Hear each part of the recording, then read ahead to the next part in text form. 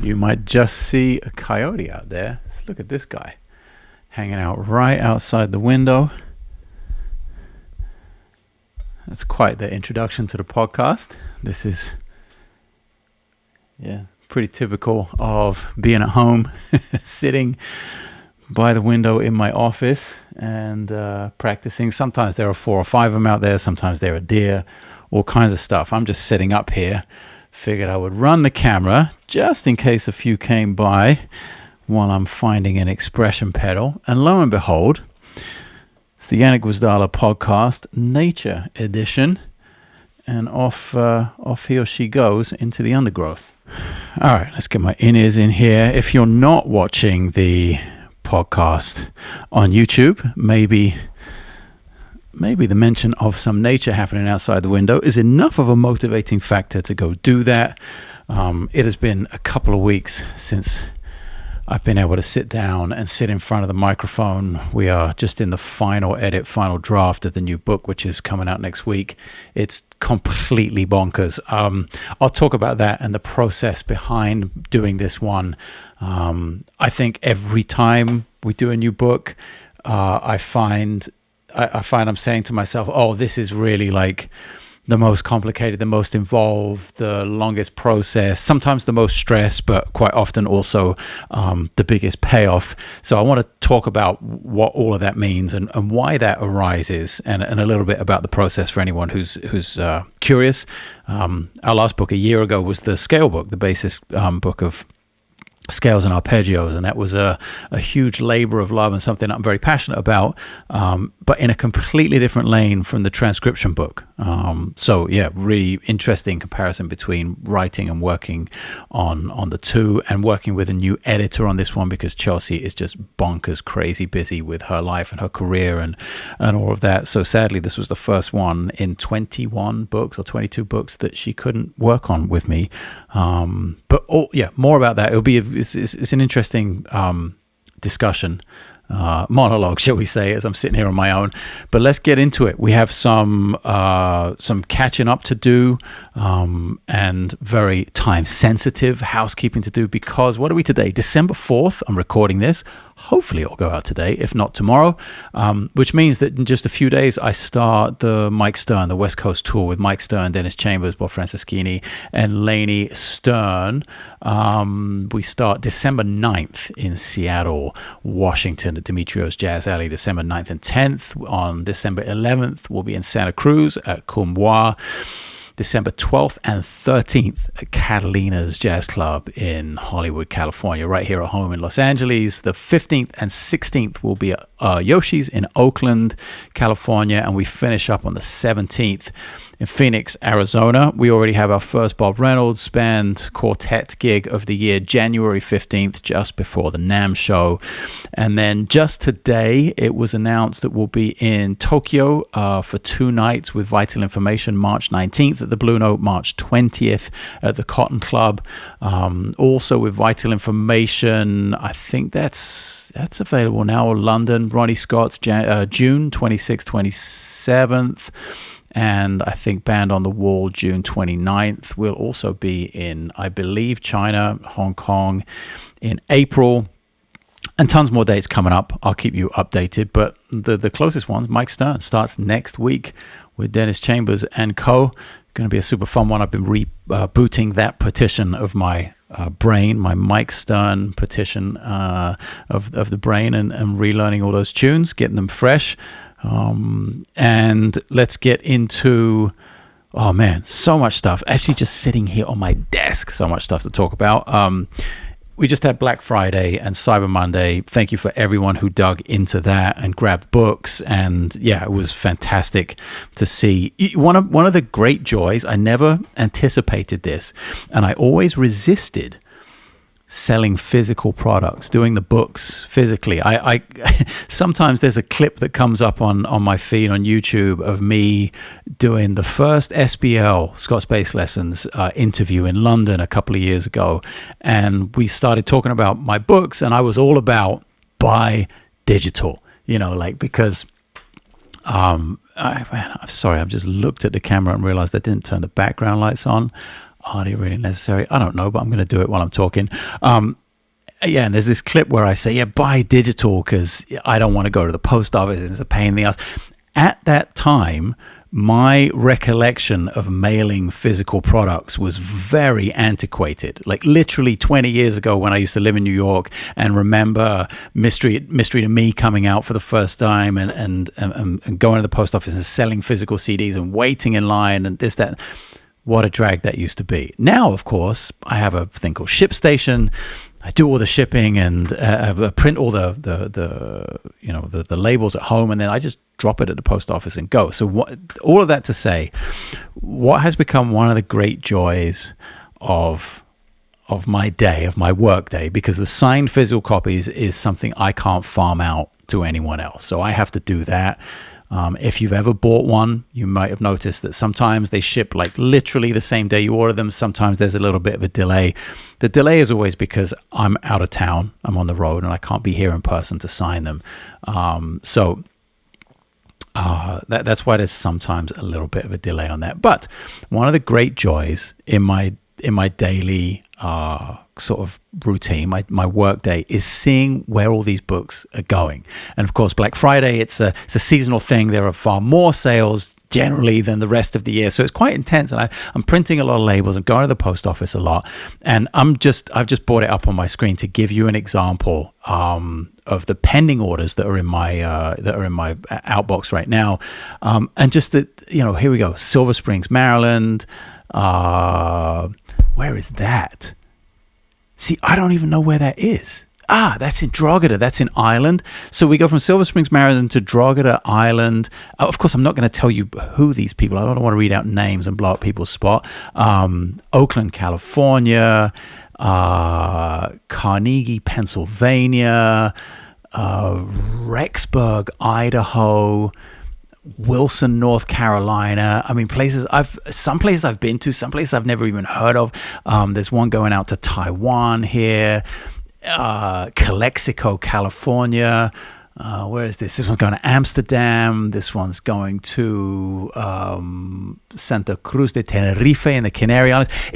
So you can see, you see me smiling if you're watching the podcast on YouTube. That's really fun to me. That is just an amazing feeling to know that I've written all these books, especially when I'm in the end of writing one right now. And you have those days where it's like, man, this is not easy. And I'm having a hard time with it. And then you get to see that and you see where they're going all over the world.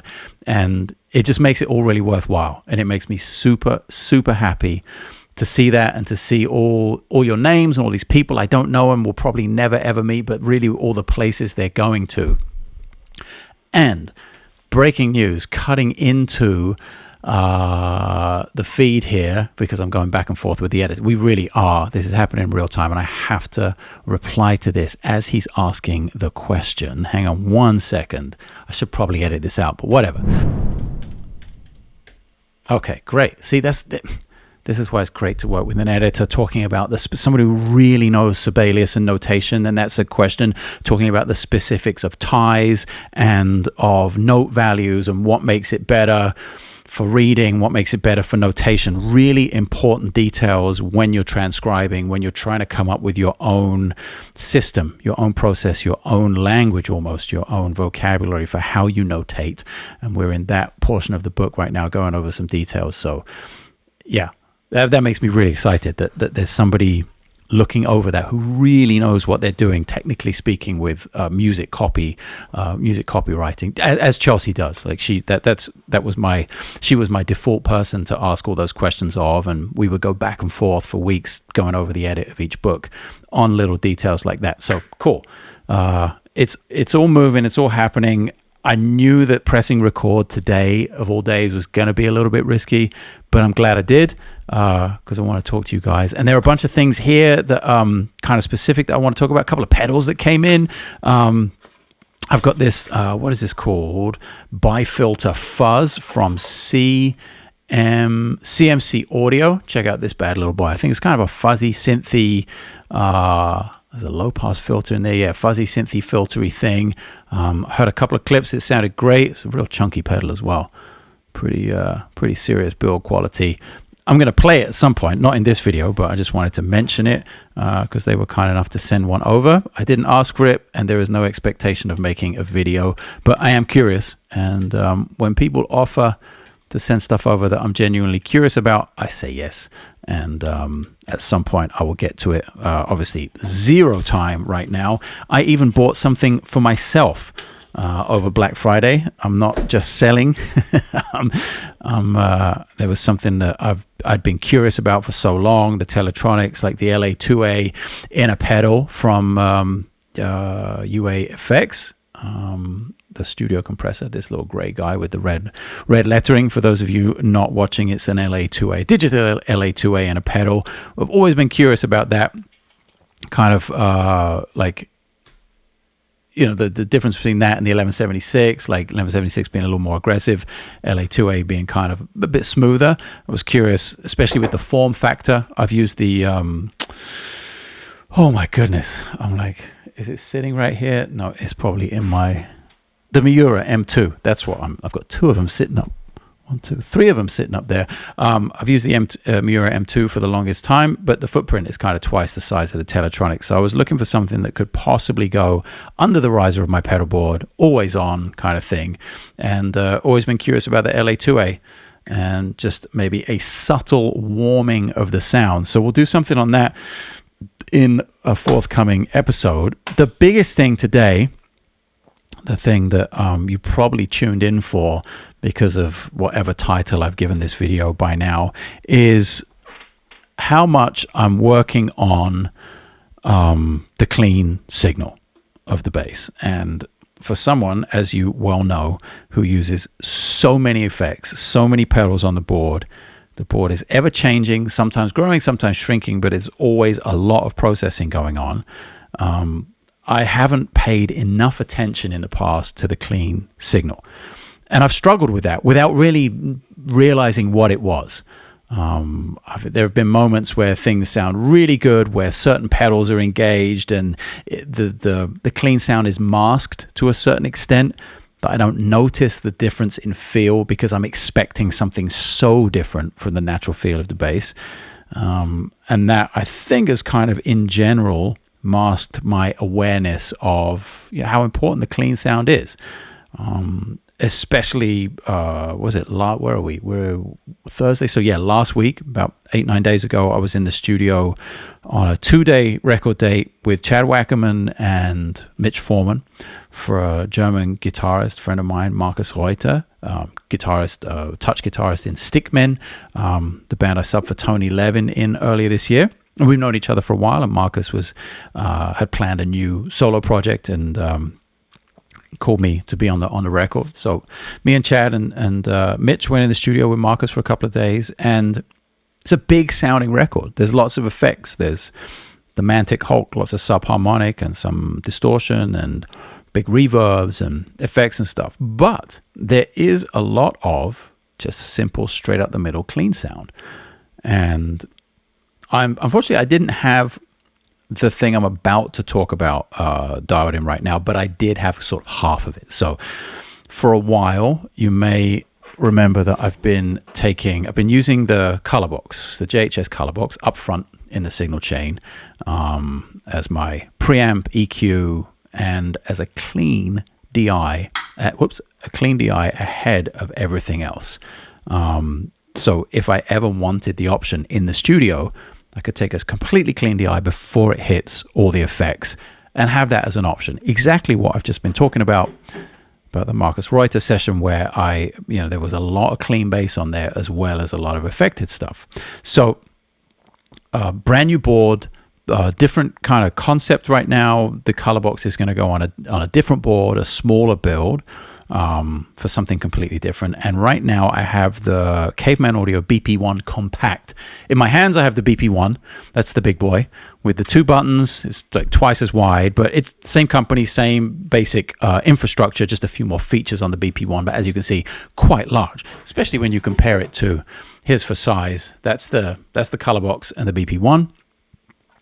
And if you compare it to what we consider to be sort of a regular pedal, even more extreme, there's the Teletronics LA2A, and there's the BP1. Anyway, Size, not the thing here. This is just so I can have a prop in my hand to show you what's going on.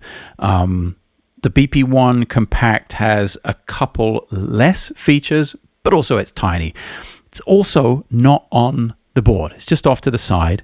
Maybe I'll be able to throw up a photograph of that right now on screen so you can see the overview of it. But that's what I'm using to take that clean DI ahead of all the craziness, all the pedals, all the sort of tone-sucking, unbuffered area of disaster that is a pedal board at the end of the day. Now, all of that stuff goes through and churns out stereo at the end. I'm running a stereo signal. We'll get into that in just a second. I'll play some sounds so you can hear what's going on. But what I've done, even before I started using this thing to improve my clean signal even more, was split up the board into all the mono stuff up front. I have the MXR vintage-based octave, I have the Mantic Hulk, and I have the Iron Ether Frantabit. So 3 mono pedals up front, kind of tone-sucky, to a certain extent. Then it goes into the HX Stomp, which splits stereo. Then everything else down the chain is stereo. I've talked about the Wetterbox before, my new favorite, greatest pedal ever made, which gives me a parallel path. So I have the Mood on one side and the Autobit Junior from Meris on the other. Then we go out of that into the Nucleo, into the Reverb from Cornerstone, into the Generation Loss. This is all stereo. And then into the Ditto stereo looper before we go out into the Canvas stereo from Walrus Audio, and then off you go. That goes into my studio, into the DAW, or on a gig into the house. So that's the signal chain. Now what I've been doing is going out of the preamp, out of the BP1, straight into the mono pedals, which go straight into the HX Stomp. And literally just yesterday? Yeah, yesterday I did this. Both the BP1 Compact and the BP1 have effects loops, send and return in them. The BP1, the big boy here, has an extra button, chunky, to engage and disengage that, so you can completely bypass it. But as far as I can tell from the diagrams on Caveman Audio's website, when I put my mono pedals in the effects loop of the BP1 Compact, I'm essentially shortening the signal chain and sort of keeping the more integrity of the clean sound rather than having the tone sucked out of it by those 3 pedals. I'm not quite sure how that works. And I wish I'd had time to do more research, or even call the guys at Caveman and get a really detailed explanation of it. But as far as I can tell, you get, maybe it's 2 signals, maybe it's a parallel path. Is that how it works? Get in the comments if you know the answer to this question. Get in the comments, and if you have the be-all end-all explanation of this, I'll pin the comments so everyone else can see it. But what it feels like, which is here the most important thing of all, is that it cleaned up the signal and gave me more presence under the fingers. I could literally feel it was fatter. The feeling of the sound was fatter under the fingers. I didn't feel like I was having to dig in to get more sound. And what I believe is happening is I've got this through signal, which is essentially going straight from the preamp to the HX Stomp and sort of cutting out those 3 mono pedals. And then I've got the effects loop, which then will, when I engage one of those pedals, will blend it into the sound without losing the integrity of the clean signal of the bass. For someone who loves really messing with the sound and using effects as much as I do, I never thought I'd be that much of a nerd about the clean signal of the bass. I really didn't. But it has started to become maybe the most important thing to me.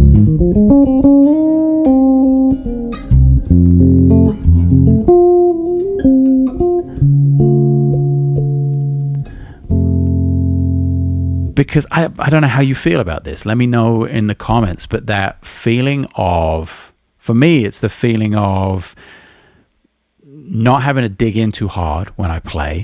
Kind of sitting on top. It's really, again, difficult to describe sounds with words. Like my buddy says, it's like dancing about architecture. And So trying to describe the feeling of a sound maybe is even more complicated and pointless, but it's that I get this feeling of sort of being able to sit on top and dig down into the sound rather than being trapped underneath and sort of digging myself out for clarity. Like those are the two things. So when the tone is being sucked out of everything, I feel like I'm digging myself out of a hole. And when I'm in this situation that I've found where I'm really cleaning up the sound, and again, it's not just now this effects loop thing in the front, it's also the wetter box as well. As soon as I put that in and took the Mood and the Autobit Junior sort of out of the main path, it felt, I don't know whether that's like just really good buffers that's helping the signal, which is sort of sitting in the middle of the chain. I'm not sure exactly what it is. I want to go on that pedal show, if only to have Dan and Mick explain it in no uncertain terms, like explain how my own board works. And it helps that there's one of Dan's pedals on there, of course, but I'd love to get like that in-person super technical analysis, and of course be able to share it with you all as well, because there's a pretty much a ceiling of my knowledge. I was talking to my buddy Hondo this morning about, hey, what is this? I wish I understood it better.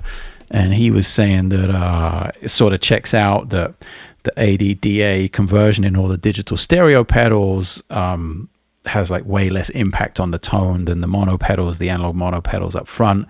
So like the back end of the board is sort of taking care of itself, enhanced even more by good buffers in the wetter box, I'm sure. And now the mono pedals with the nice buffers in the Caveman BP1 Compact, really helping the front end of the signal. So more integrity all round.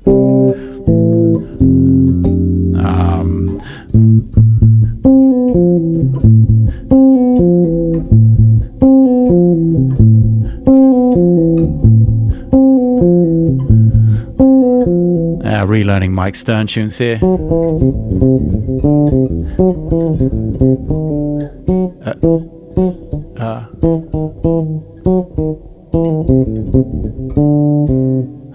Definitely got to relearn Tipitina's. Jeez, I thought I knew that one without even thinking about it.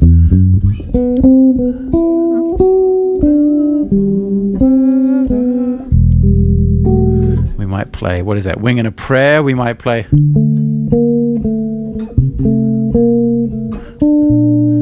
What Might Have Been. Wow, really need to.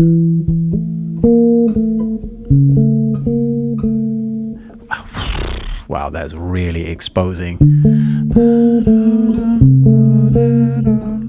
mean, I don't normally play the melody on it, of course. There we go.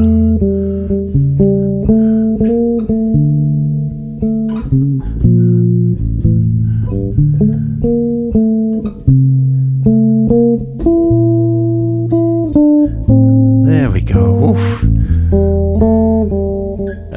I guess we...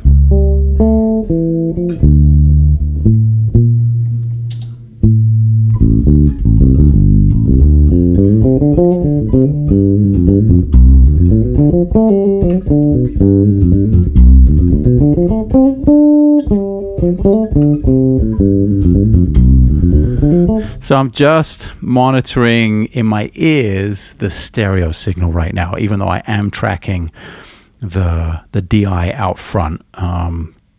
So maybe I'll give you an A-B of that.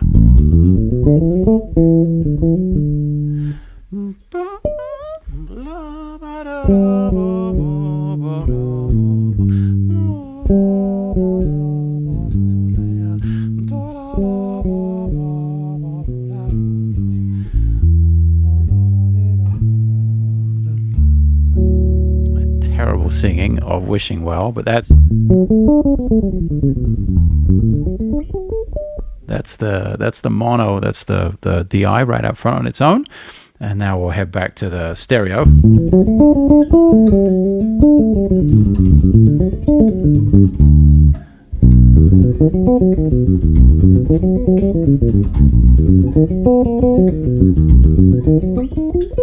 Oh, missed it.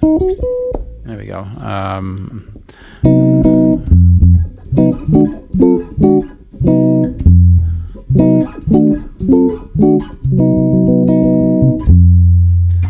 Okay, so that gives you an idea of like the clean, what the clean sound is right now. It's also quite interesting that I have used the big boy here, the BP1. That has been on my board before.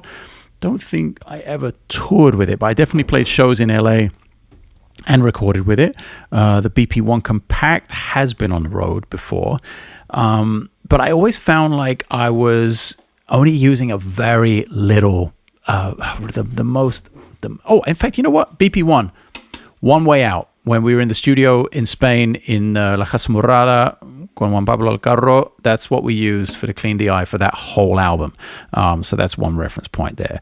But I always felt like I was only like just tickling the gain and the level. And the gain knob, it's the same on both the compact and the regular. The gain is basically the preamp, and the level is the output stage of the setup.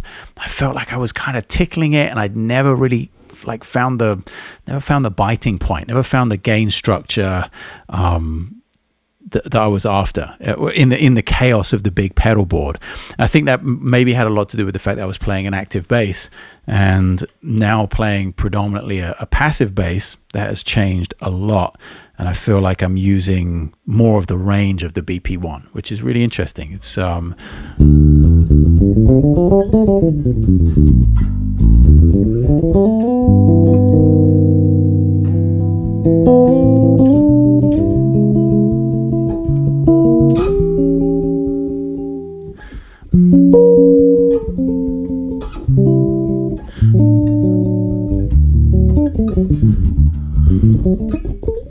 yeah, really, again, it's all a feel thing.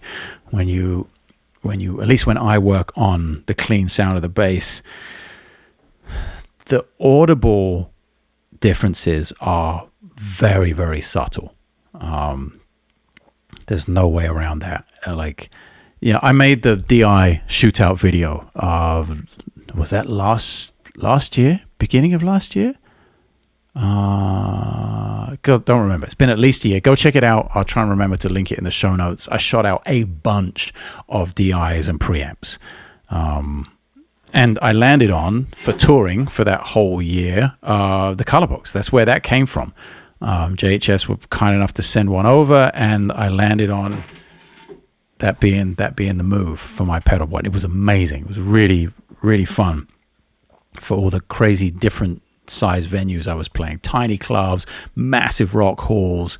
It was really studio stuff. It was, very varied. That thing was awesome.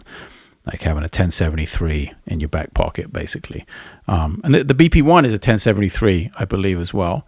But yeah, totally different. And the point, I've completely lost the point. Why do I do that? I get off on a tangent and I totally lose the point.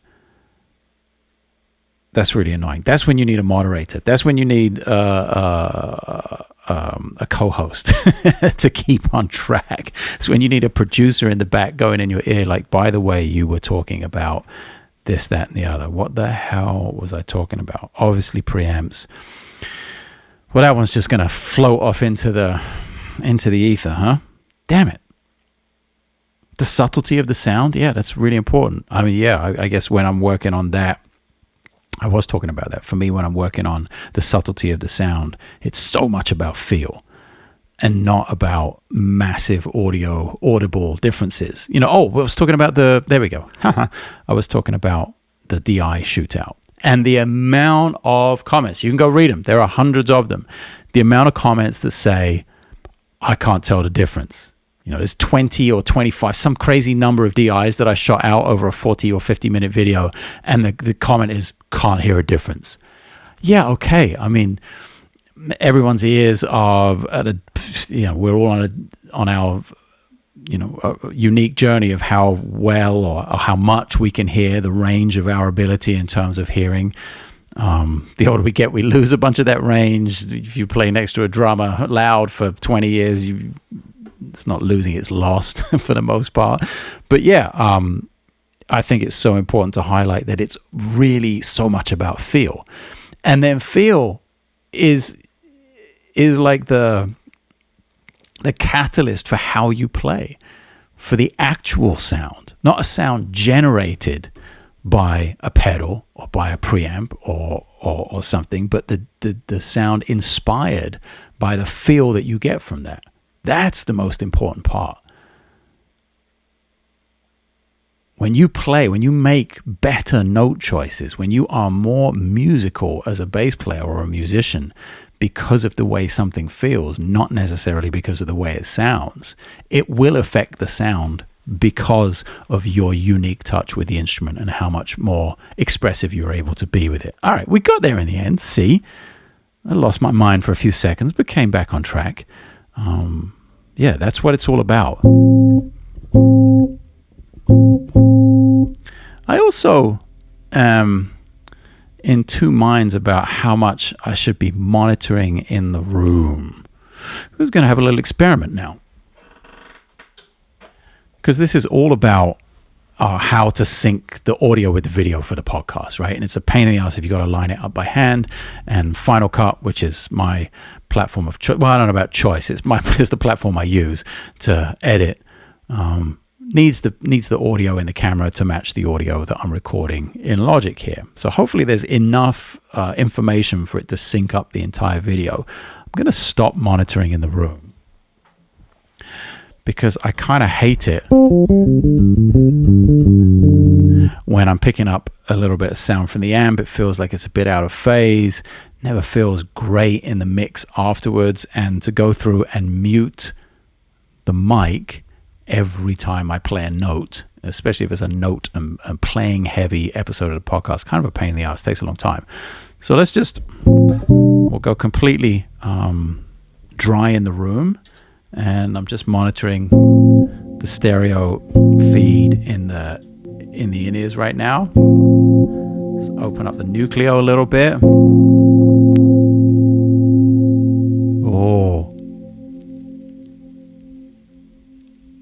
Oh my God, that is...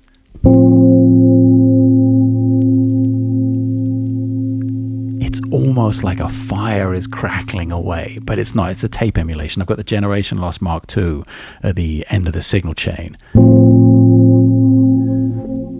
So the tail of the reverb is feeding that tape machine, essentially.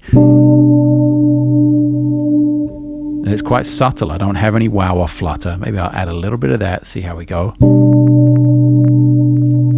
Oh yeah, that's a little more. You can hear, you almost see the tape moving.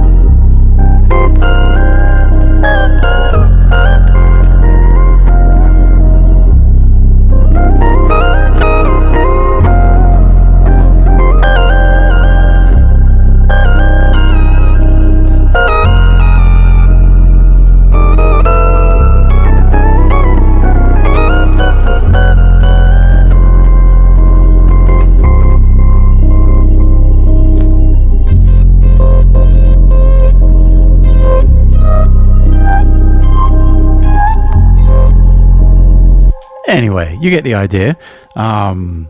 Feels good. Like, it feels good here in the cans, in the room.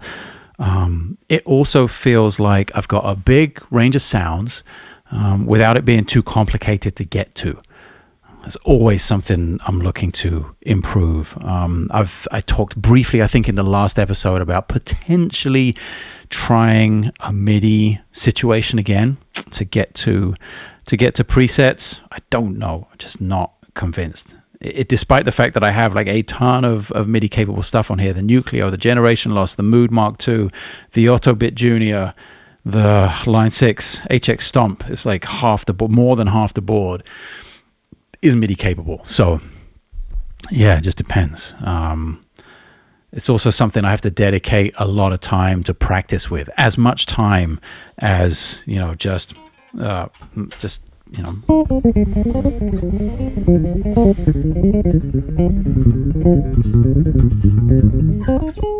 that kind of stuff,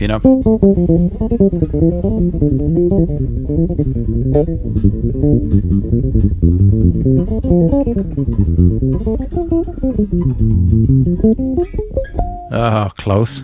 Close, but no cigar. But for the time being,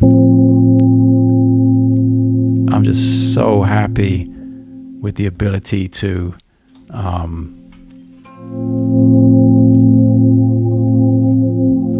find really big sounds.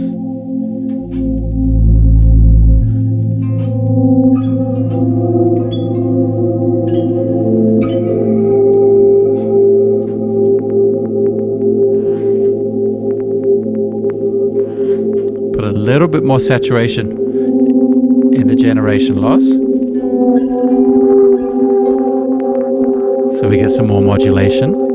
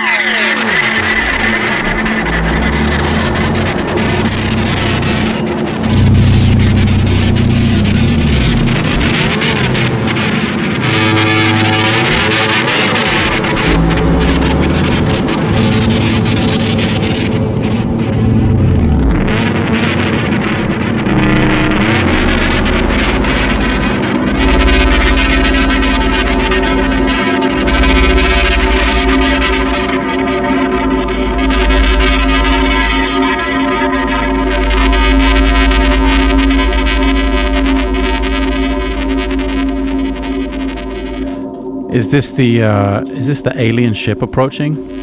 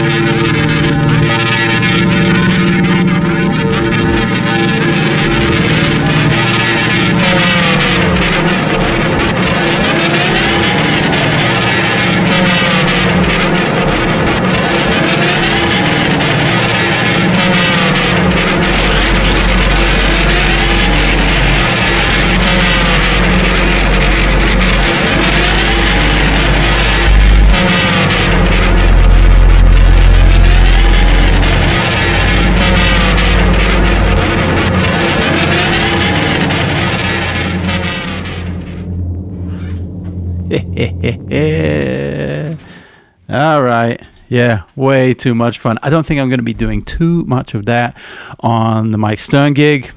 Not trying to get fired.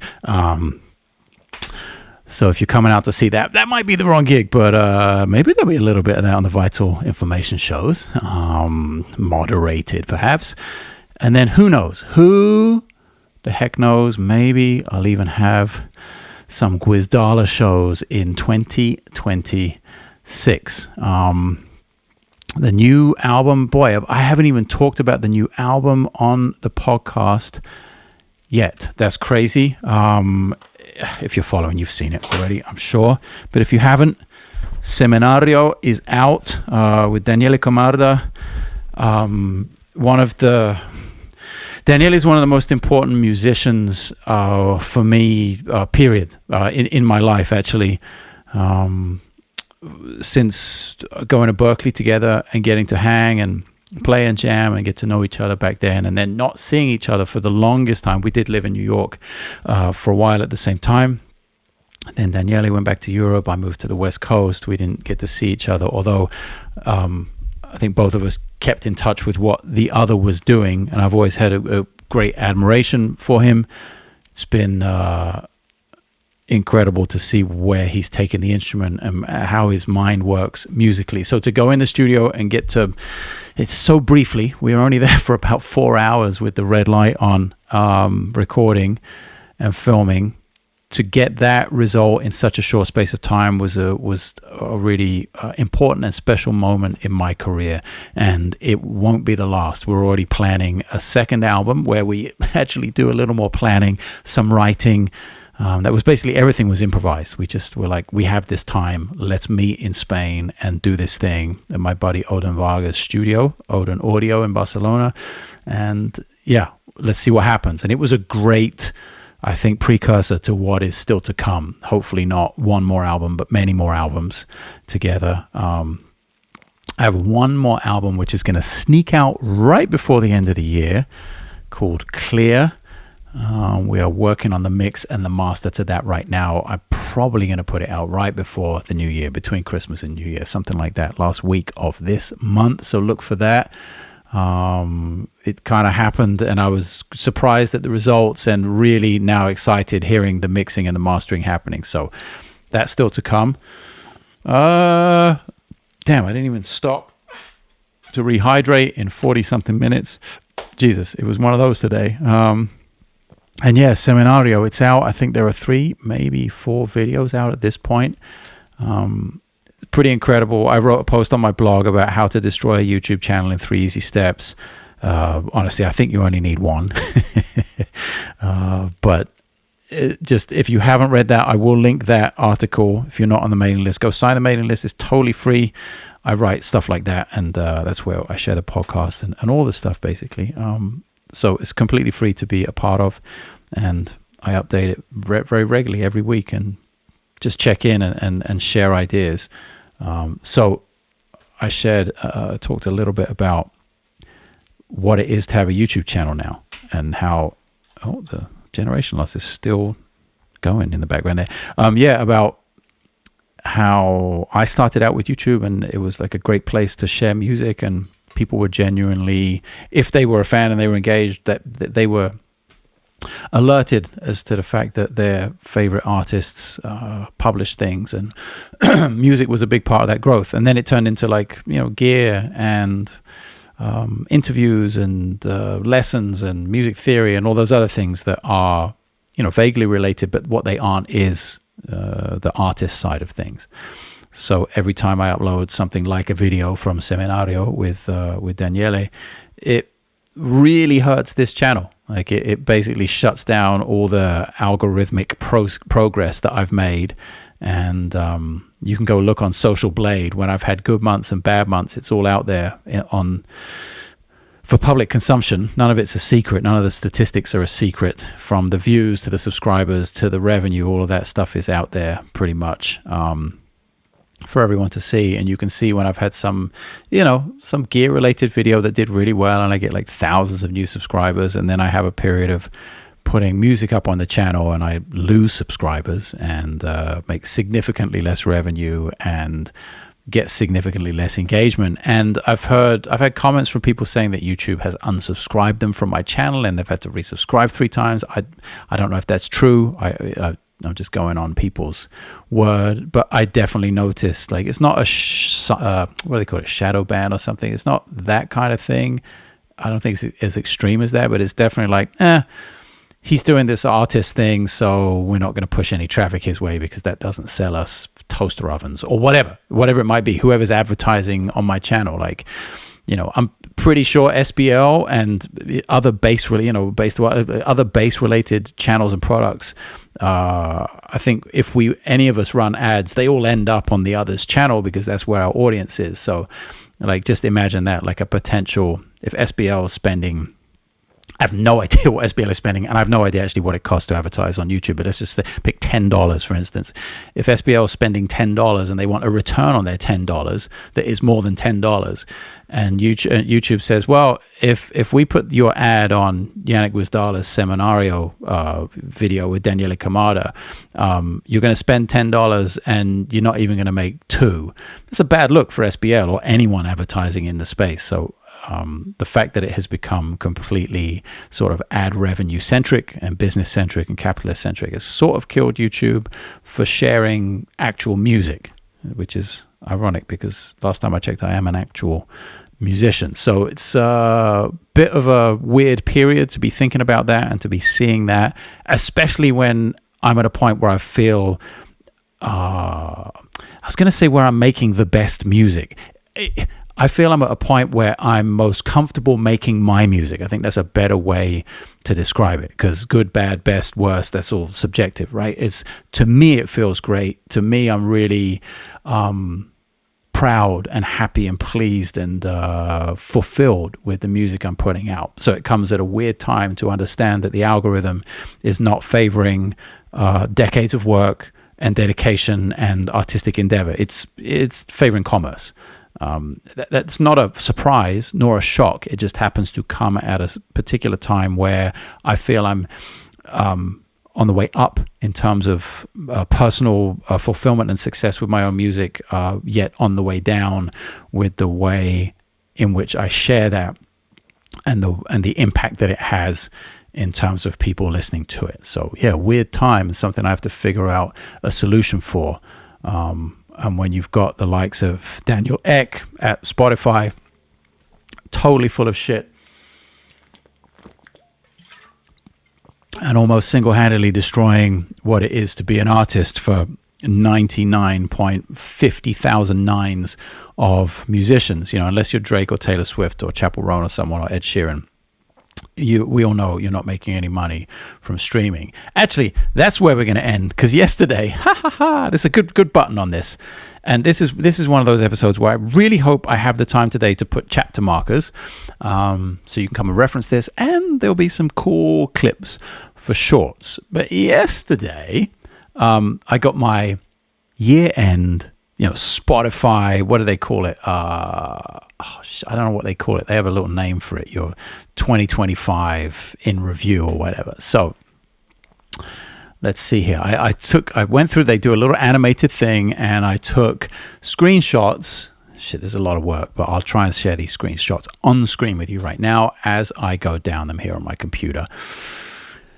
Total number of streams. This is just for Spotify. It's not the other platforms. Apple, maybe it's a similar number at Apple, so you could double everything you see here. But I'll share the revenue with you at the end of this, and we'll do a little bit of maths.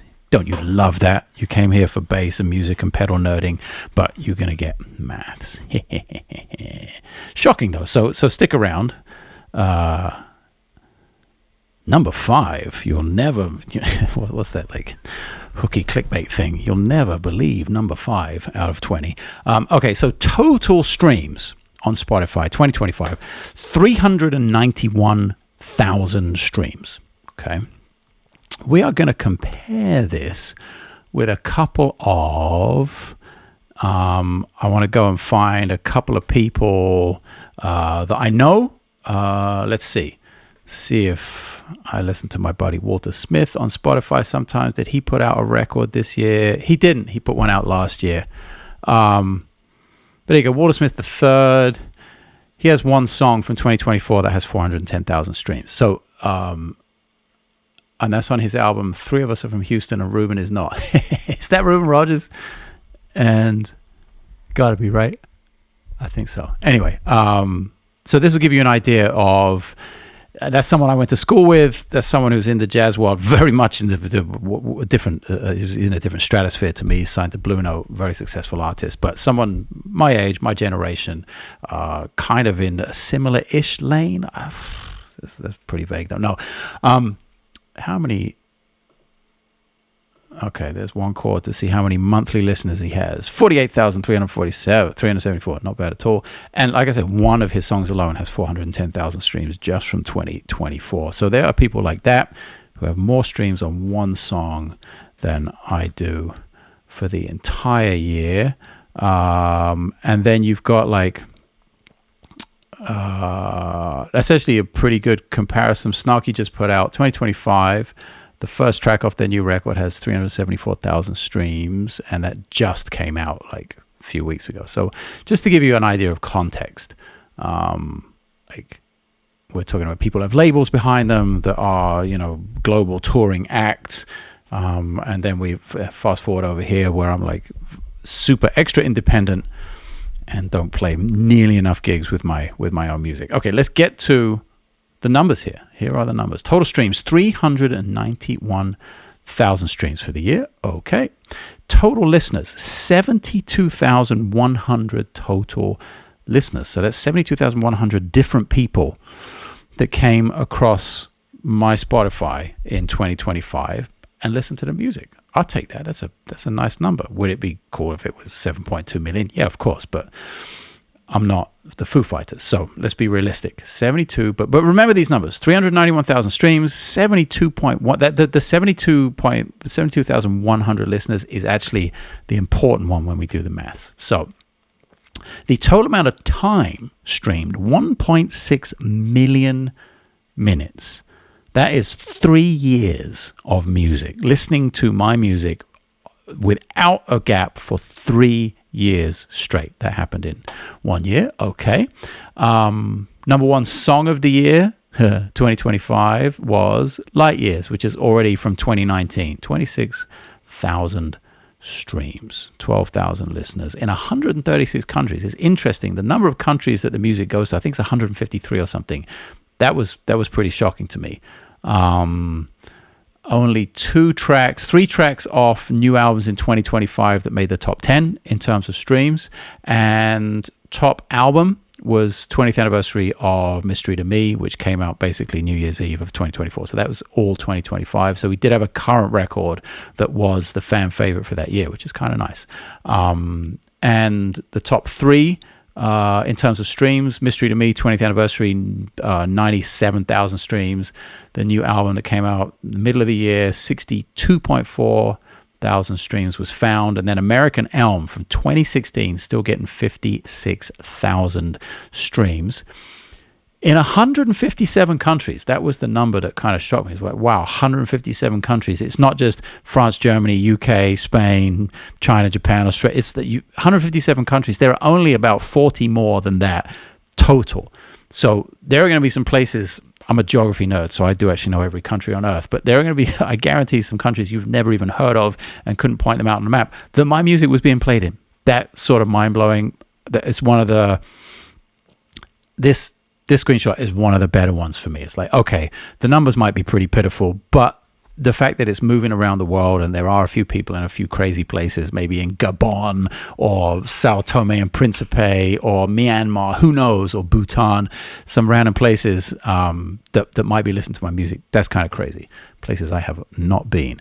Top countries, pretty predictable: US, UK, Germany, Japan, and France. Why I'm not doing a quick tour in the UK, Germany, and France, I have no idea. I need a freaking booking agent like crazy. Also Japan, I haven't played as a band leader actually ever. So I've been there 20 times or something, and I've never played there as a band leader. So those are things that have to change. Taking these screenshots, seeing that artist recap for 2025, definitely a motivator, even if some of these numbers ended up being depressing. I was added to 5.9 thousand playlists. Okay. My tracks were added 17,300 times. And my stuff was shared 2,100 times via WhatsApp, Instagram, text, direct link. Okay. And then there are some weird things like people starting the day with this album found, starting the song that they were more likely to share was a Fellion for some reason from 55 Bar. The Going to Bed track, the Night Owl, was Poet's Walk from American Elm. The Party Starter, the song that tends to kick off the weekend, PK, which is a ballad from Mystery to Me. Don't get that one at all. I am a top 10 artist, so they listen to me and 9 other people the most, for 978 fans. That's close to the 1,000 true fans situation. Top 5 artists for 522 people, and I am the number 1 artist, the most listened to artist, for 104 fans. Okay, I have absolutely no idea what any of that means or like those last few stats.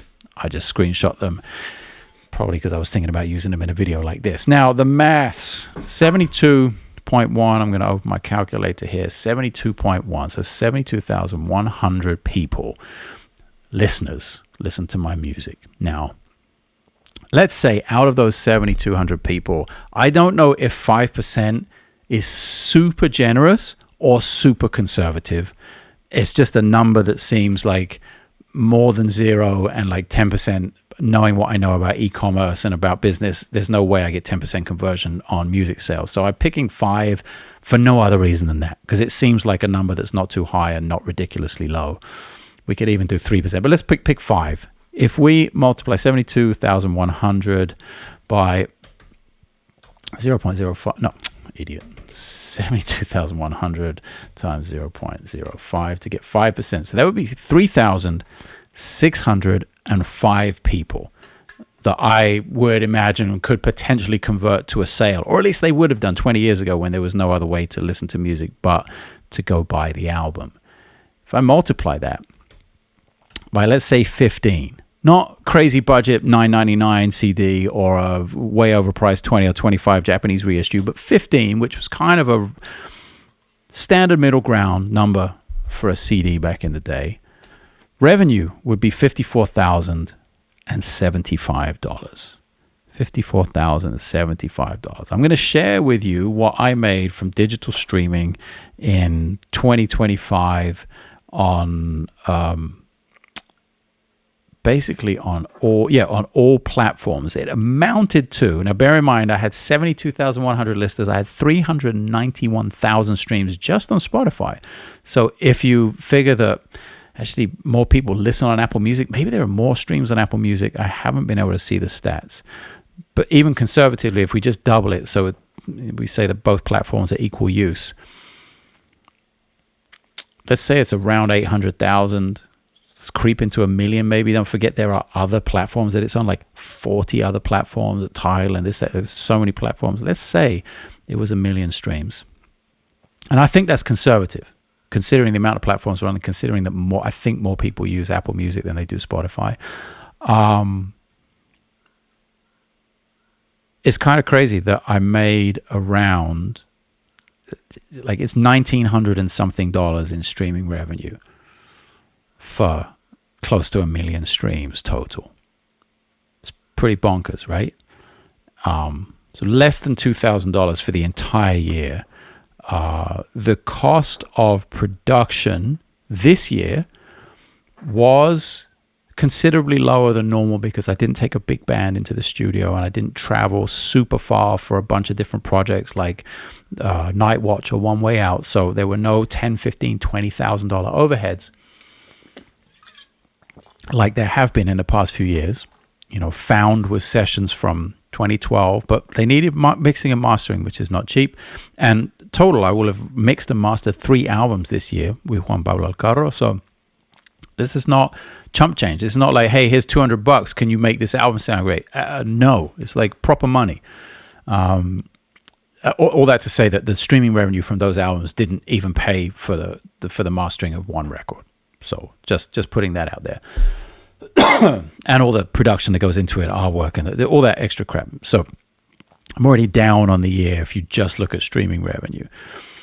But when you compare that, like less than $2,000, to potentially converting 5% of the listeners to a CD sale back in the day at over 54,000, if I never used the recorded music as a source of profit or income, if I only used it to reinvest back into the process and back into the art, a budget of $54,000 a year to make music is, the way I do it, is absolutely insane.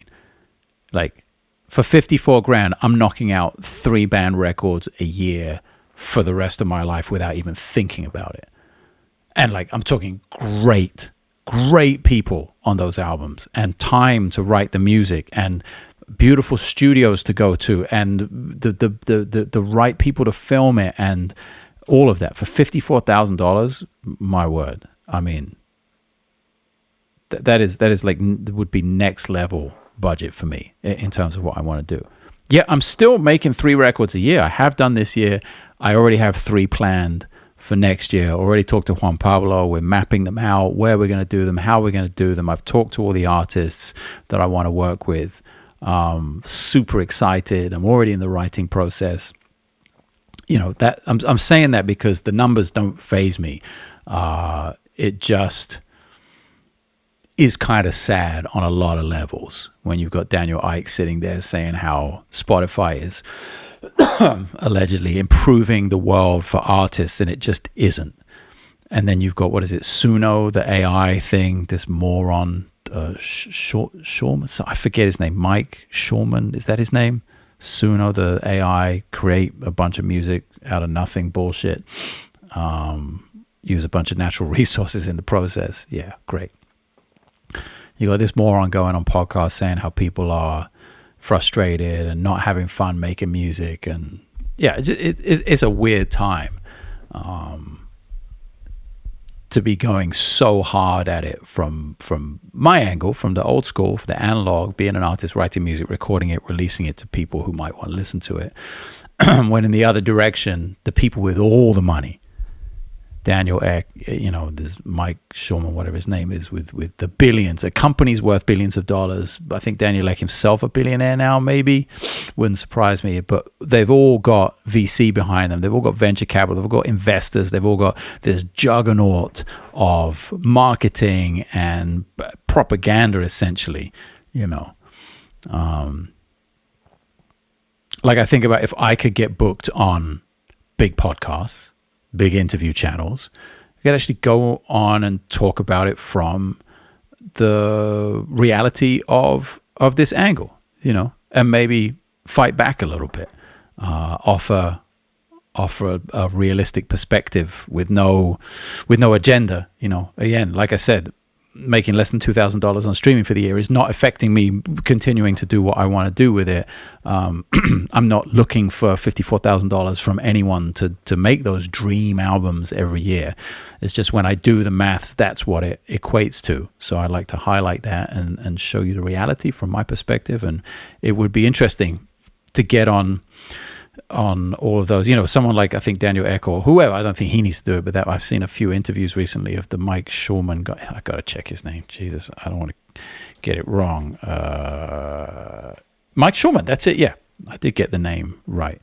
This is a total moron, and he's out there on some pretty big platforms, you know, spreading his gospel, his propaganda, which is objectively absolute horseshit. I don't think you'll find too many musicians on earth that will argue with that. But you got a lot of people who think they can make a lot of money, so they're pouring it into his thing. And I think they're going to be very successful. I'm pretty sure they already are very successful. The company's valued at $2.something billion already. And AI is obviously not going anywhere. Maybe there'll be a little financial bubble, but from it the technology will continue, obviously. And I see it on my channel a little bit, and I realize I'm going on so long. This is what happens when I don't podcast for a couple of weeks. All this stuff builds up. But last final thought on this. I see it on my channel where people are just like, I play something or I highlight something, and they'll say in the comments, say, "Hey man, do you have the tabs for that?" I'm like, "Go fuck yourself." Like, no, I don't have the tabs. What is wrong with you? You know? And yeah, that's harsh. That is harsh. And for some people, I understand that